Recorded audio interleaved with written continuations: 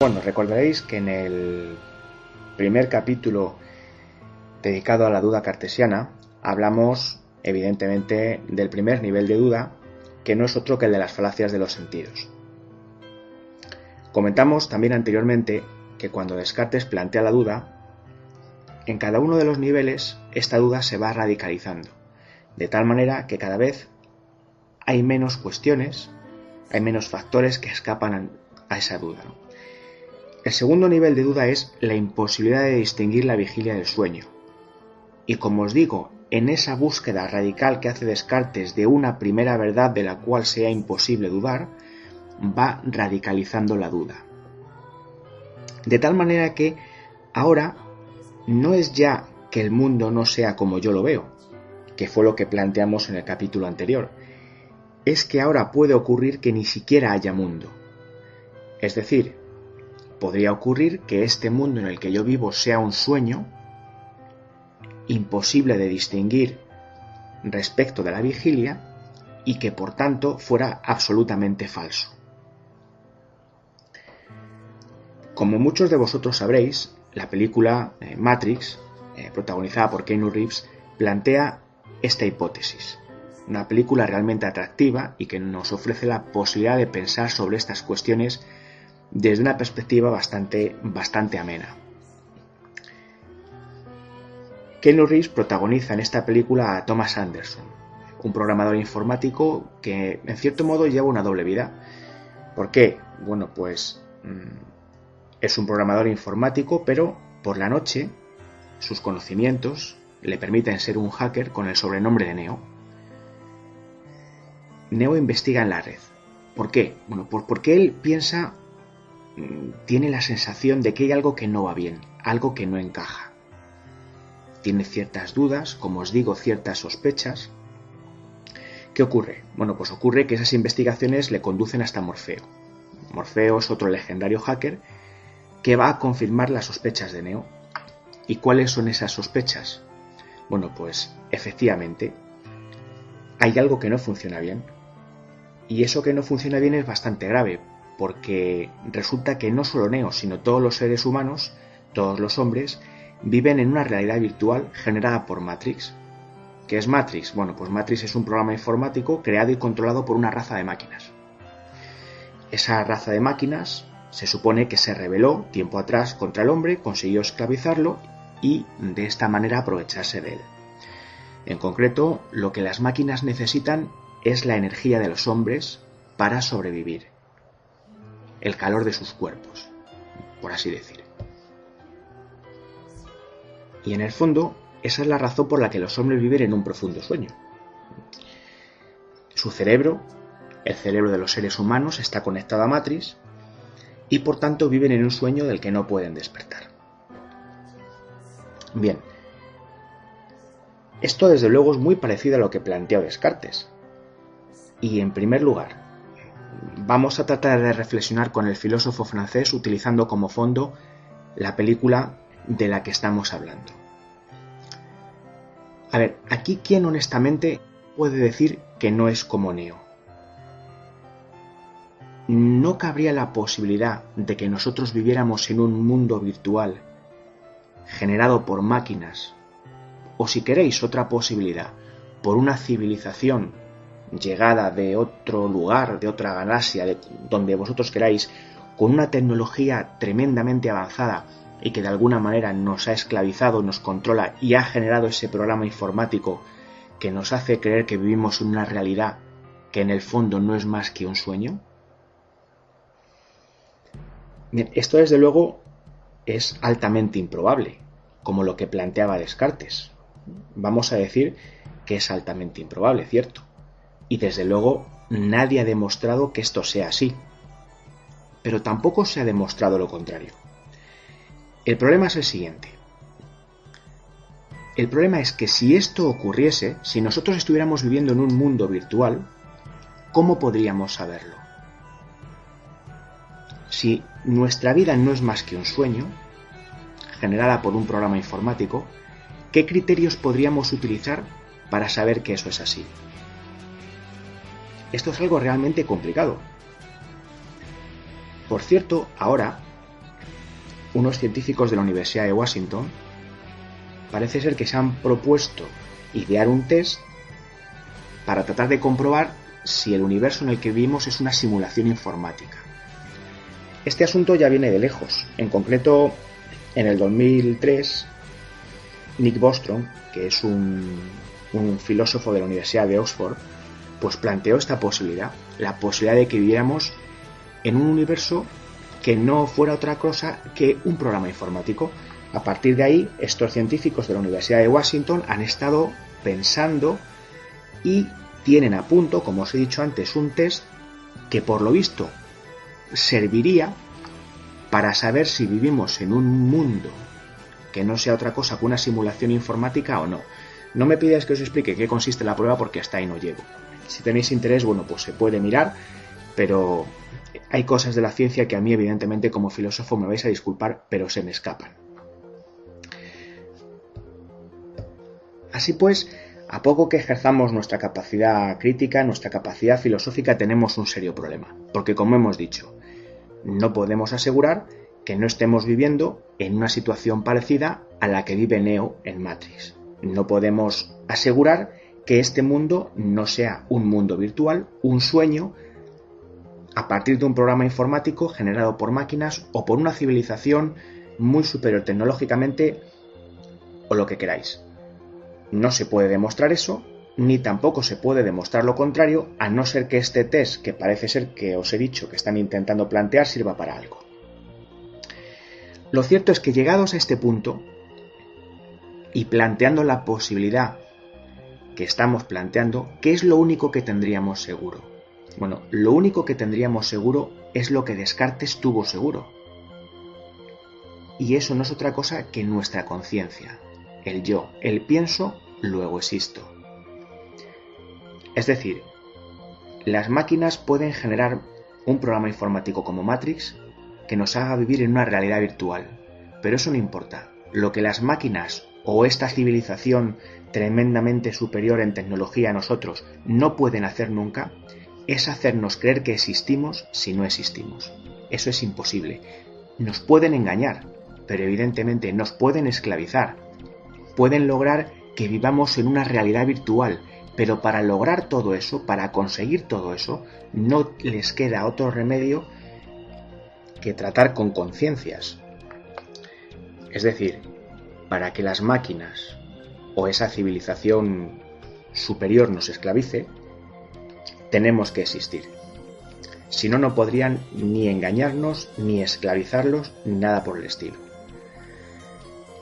De alguna manera eso es lo que Neo podía tener seguro en la película. Él tenía sus sospechas que Morfeo confirma. Parece ser que efectivamente viven en un mundo virtual y ya no se está seguro de qué es verdad ni de qué es mentira. Ahora, de lo que sí que pueden estar seguros es de que piensan, de que tienen conciencia de que sienten, de que sufren, y para sentir, para pensar, para sufrir, para ser consciente de, en definitiva, no queda otro remedio que existir. Tenemos la conciencia. Nada más. El cuerpo no es seguro para nada. Es posible que solamente fuéramos conciencia. Incluso si queréis artificial, eso es igual. Descartes plantea en este contexto el argumento de la ficción mental. Él muy coherentemente dice que puede fingir que no tiene cuerpo, pero que perfectamente sigue existiendo. Ahora, lo que no puede fingir es que existe sin pensar. O sea que en esta posibilidad que estamos planteando del mundo virtual o de vivir en un sueño, ni siquiera es seguro, o sería seguro, que tuviéramos un cuerpo. Lo único a lo que podríamos agarrarnos, la única tabla a la que aferrarnos en este mar de la duda, sería la conciencia. Bien, de acuerdo. ¿Qué ocurre? Bueno, pues ocurre que si esto es así, estamos, como dijimos en el archivo anterior, en un lodazal del que vamos a salir muy mal, en unas arenas movedizas que nos van a atrapar y que nos van a poner las cosas muy difíciles para poder salir de ahí. Descartes, de hecho, no pudo salir. Él intentó, a su manera, demostrar que además de su conciencia existían otras realidades que le dieran o que le proporcionaran cierta seguridad. Pero como vamos a ver ahora, el asunto no es nada fácil. Estamos así jugando entre la realidad, el sueño, la vigilia, y de momento lo único que sabemos es que pensamos y que por tanto existimos, que también podía saberlo Neo en un momento dado, pero no mucho más.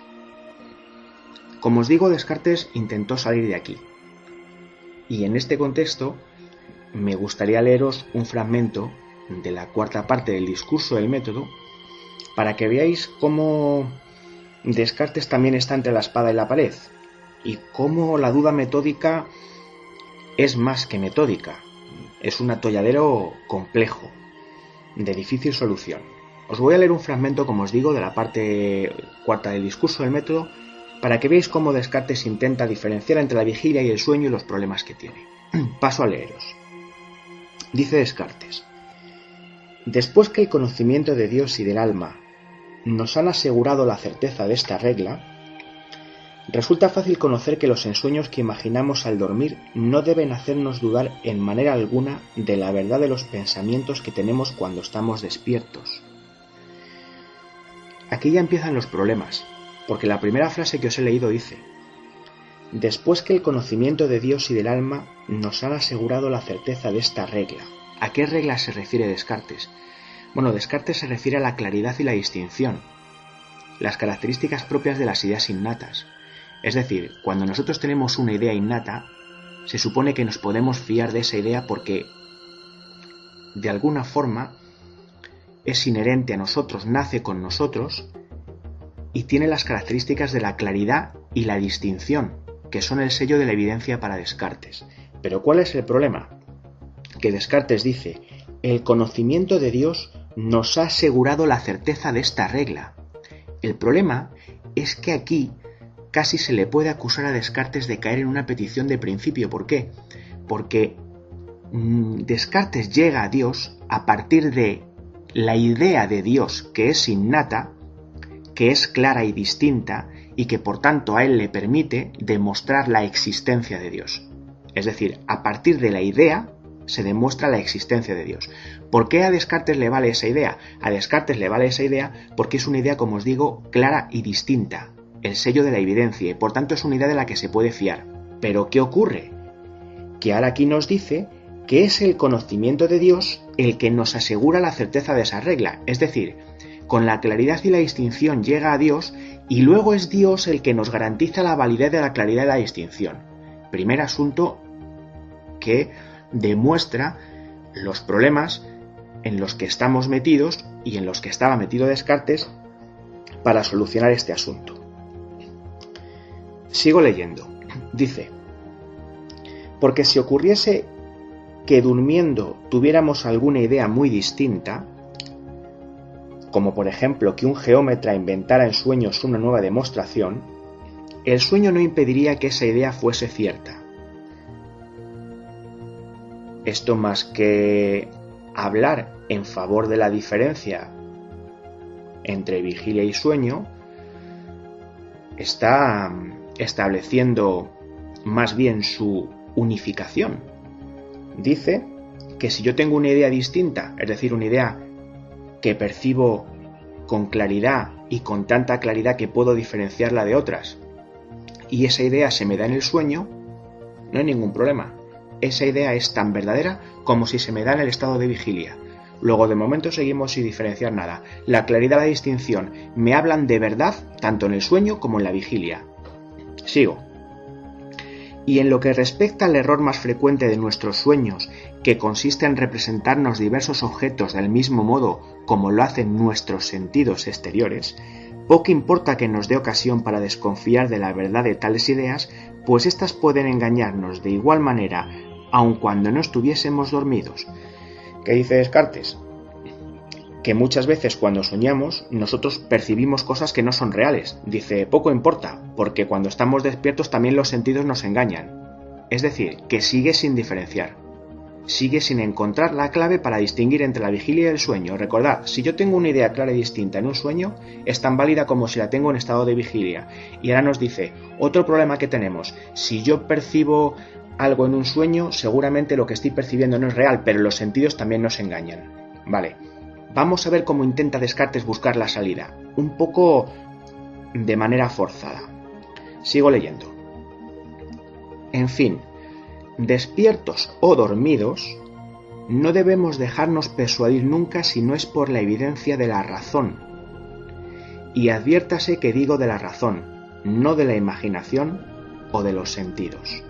Descartes recurre a la razón y dice que la razón va a ser el arma fundamental para guiarnos en lo que al conocimiento, en lo que a la vida se refiere. Pero claro, nos dice despiertos o dormidos. Y aquí lo que estamos buscando es un criterio para poder distinguir el uno del otro. Nos dice, ya estemos despiertos o ya estemos dormidos, no os fiéis más que de la razón, no de los sentidos, ni tampoco de la imaginación, porque yo puedo imaginar cualquier cosa, solo de la razón. Pero claro, despiertos o dormidos. Seguimos sin diferenciar. Y continúa Descartes.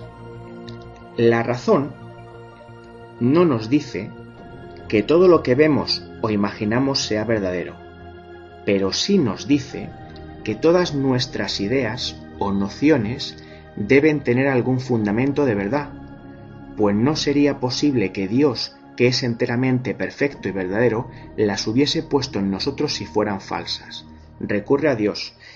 Nos está queriendo decir que si yo veo el mundo, que si yo percibo la realidad, aunque sea la extensión y no las cualidades secundarias, de alguna manera tiene que haber algo de verdad ahí, porque Dios es un ser infinitamente bueno y no me va a engañar. Pero después de lo que hemos dicho al principio respecto de cómo Descartes llegaba a demostrar la existencia de Dios, desde luego este argumento no parece muy fuerte ni muy convincente. Quiero decir, si Descartes ha llegado a Dios de manera dudosa y ahora es Dios el garante de nuestro conocimiento, parece que seguimos sin tener las cosas claras. Ahora, adviértase que aún no hemos dicho nada de distinguir entre la vigilia y el sueño, porque Descartes nos está diciendo que Dios es infinitamente bueno y que si tenemos ideas, nociones, deben tener algún fundamento de verdad, porque Dios, que es bueno, no nos va a engañar. Pero sigue sin decir nada respecto de si esas ideas se producen en estado de vigilia o en estado de sueño. Esas ideas, esas intuiciones, llamarlo como queráis. Y por fin ya finaliza y afirma: y puesto que nuestros razonamientos nunca son tan evidentes y completos en el sueño como en la vigilia, por eso nos dice la razón que no pudiendo ser verdaderos todos nuestros pensamientos, porque no somos totalmente perfectos, deberá infaliblemente hallarse la verdad, más bien en los que pensamos cuando estamos despiertos que en los que tenemos durante el sueño. Y ahí acaba el fragmento. Siendo sinceros, ¿qué es lo único que nos ha dicho que puede ayudar a distinguir entre la vigilia y el sueño? Os lo vuelvo a leer. Y puesto que nuestros razonamientos nunca son tan evidentes y completos en el sueño como en la vigilia. Y no hay más. Dice que nuestros razonamientos no son tan evidentes ni completos en el sueño como en la vigilia.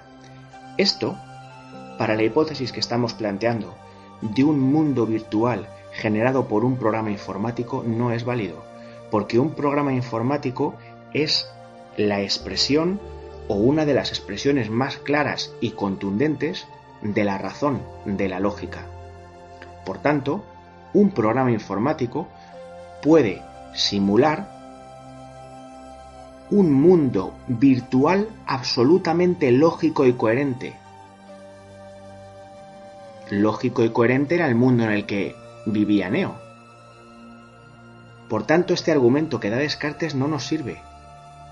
Evidentemente, una simulación virtual puede ser perfectamente lógica si es fruto de una inteligencia superior a la nuestra, que es la hipótesis que se plantea en Matrix con las máquinas, o la que podemos plantear nosotros si hablamos de una civilización, de una inteligencia, de un logos, de un saber, de una coherencia superior a la nuestra. Así que yo creo que lo que Descartes plantea no nos sirve. Sea que recurramos a Dios, o sea que intentemos tomar esta frase cuando nos dice que nuestros razonamientos nunca son tan completos en el sueño como en la vigilia. Creo que seguimos teniendo un grave problema, como el que tenía Neo, y que es muy difícil intentar demostrar, tener criterios para distinguir un mundo virtual de un mundo real, entre comillas. Lo de un mundo real, entre comillas, va con toda la intención, porque la pregunta nos surge con una claridad meridiana y contundente. ¿Qué es en verdad lo real?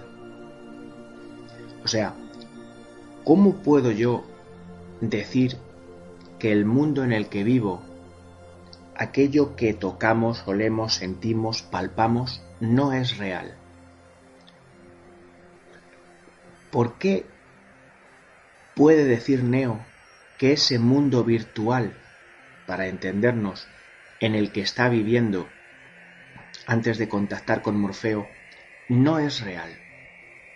Si os dais cuenta, en la introducción, Morfeo le pregunta eso. ¿Qué es real? ¿De verdad que tendríamos criterios para decir que el mundo en el que vive Neo, esclavizado por las máquinas, ese mundo generado por un programa informático, ese mundo en el que siente, en el que ama, en el que sufre, ese mundo es menos real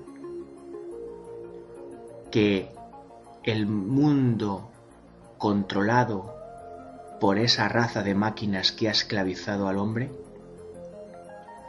Un mundo en el que nada más hay desolación, destrucción.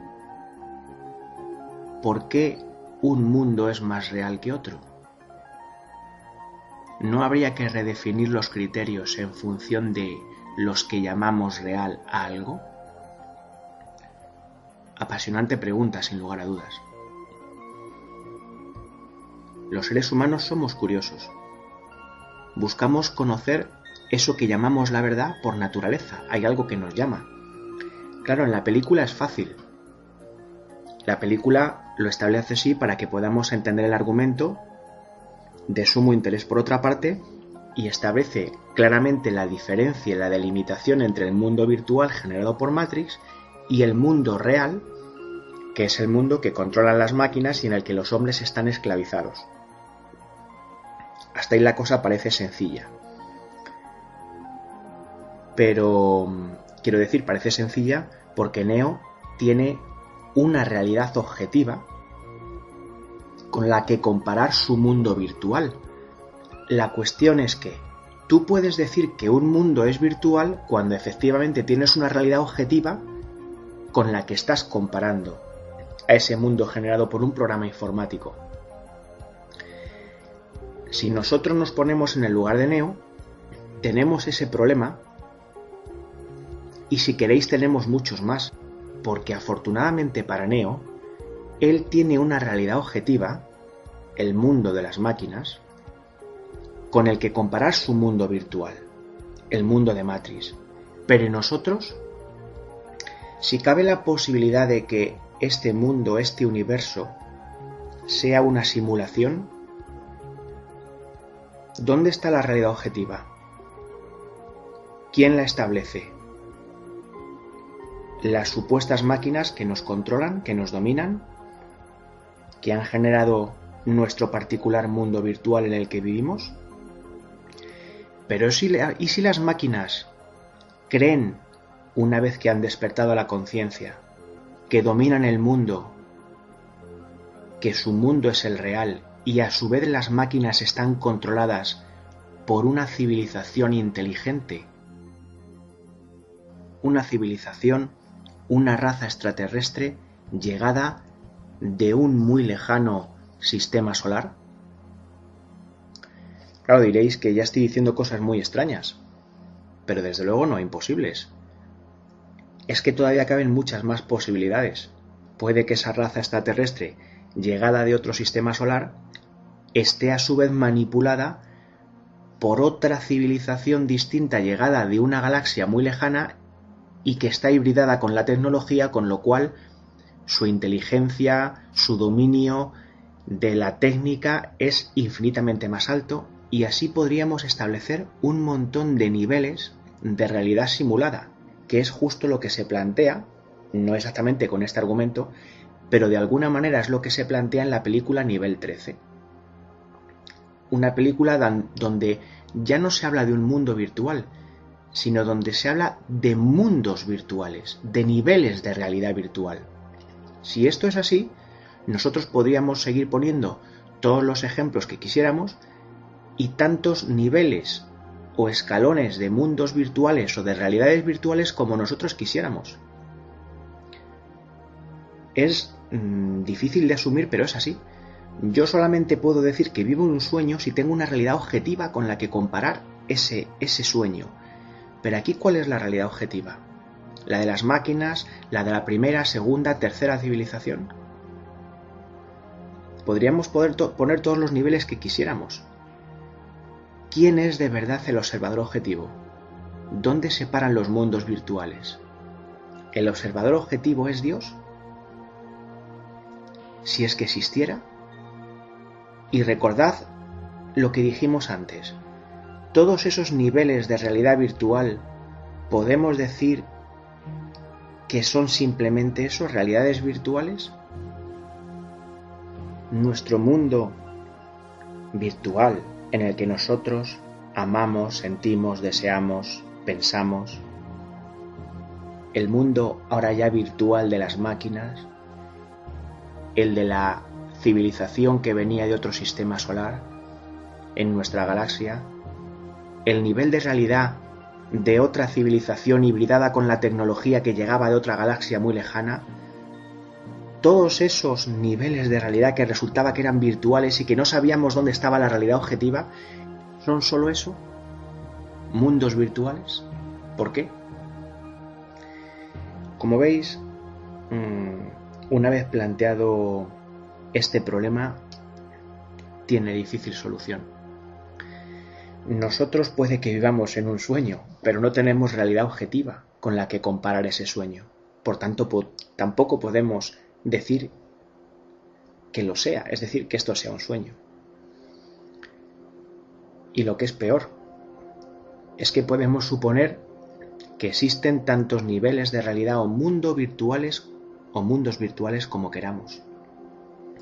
Y que tampoco tenemos ninguna posibilidad de saber dónde estaría el límite, dónde estaría esa civilización o esa raza de máquinas que de verdad vivieran la realidad objetiva. Y como os digo, todos esos niveles de realidad, ¿por qué serían menos reales que ese último mundo en el que habita el observador objetivo? Realmente son cuestiones para pensarlas despacio. No cabe duda que todo esto que estamos diciendo es altamente improbable, aunque ya no sabe uno qué pensar con esto del test de los científicos de la Universidad de Washington para ver si vivimos en un universo que es una simulación. Pero en fin, el problema filosófico está ahí, es real. Neo era un gran informático, un hacker por la noche. Era capaz de detectar ciertas anomalías que le hacían sospechar.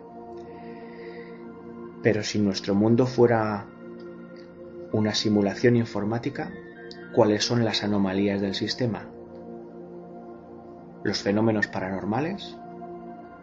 ¿El mundo de la ufología que no entendemos?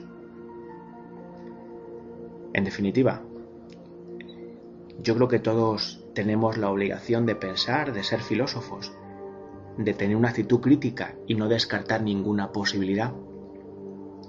Simplemente, y para ir terminando con el segundo nivel de duda, vuelvo a hacer la pregunta con la que de alguna manera comenzamos este audio, y la vuelvo a hacer porque es una pregunta que tiene una difícil respuesta. Si este mundo es un sueño, ¿cómo lo sabríamos? ¿Qué criterios tendríamos para distinguirlo de la realidad objetiva? Si este mundo es un sueño, ¿por qué sería menos real que esa realidad objetiva, si es en este en el que vivimos, sentimos, amamos, deseamos?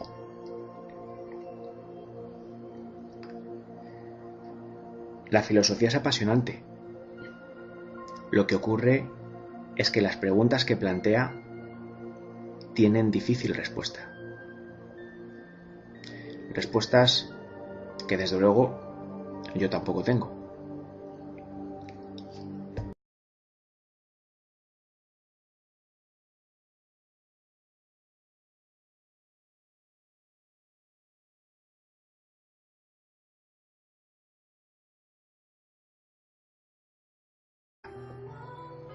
De tal manera que ahora no es ya que el mundo no sea como yo lo veo, que fue lo que planteamos en el capítulo anterior. Es que ahora puede ocurrir que ni siquiera haya mundo. Es decir, podría ocurrir que este mundo en el que yo vivo sea un sueño, imposible de distinguir respecto de la vigilia, y que por tanto fuera absolutamente falso. Como muchos de vosotros sabréis, la película Matrix, protagonizada por Keanu Reeves, plantea esta hipótesis. Una película realmente atractiva y que nos ofrece la posibilidad de pensar sobre estas cuestiones desde una perspectiva bastante amena. Keanu Reeves protagoniza en esta película a Thomas Anderson, un programador informático que en cierto modo lleva una doble vida. ¿Por qué? Bueno, pues es un programador informático, pero por la noche sus conocimientos le permiten ser un hacker con el sobrenombre de Neo. Neo investiga en la red. ¿Por qué? Bueno, porque él piensa, Hablamos, evidentemente, del primer nivel de duda, que no es otro que el de las falacias de los sentidos. Comentamos también anteriormente que cuando Descartes plantea la duda, en cada uno de los niveles esta duda se va radicalizando, de tal manera que cada vez hay menos cuestiones, hay menos factores que escapan a esa duda. El segundo nivel de duda es la imposibilidad de distinguir la vigilia del sueño. Y como os digo, en esa búsqueda radical que hace Descartes de una primera verdad de la cual sea imposible dudar, va radicalizando la duda, la sensación de que hay algo que no va bien, algo que no encaja. Tiene ciertas dudas, como os digo, ciertas sospechas. ¿Qué ocurre? Bueno, pues ocurre que esas investigaciones le conducen hasta Morfeo. Morfeo es otro legendario hacker que va a confirmar las sospechas de Neo. ¿Y cuáles son esas sospechas? Bueno, pues efectivamente hay algo que no funciona bien. Y eso que no funciona bien es bastante grave, porque resulta que no solo Neo, sino todos los seres humanos, todos los hombres, viven en una realidad virtual generada por Matrix. ¿Qué es Matrix?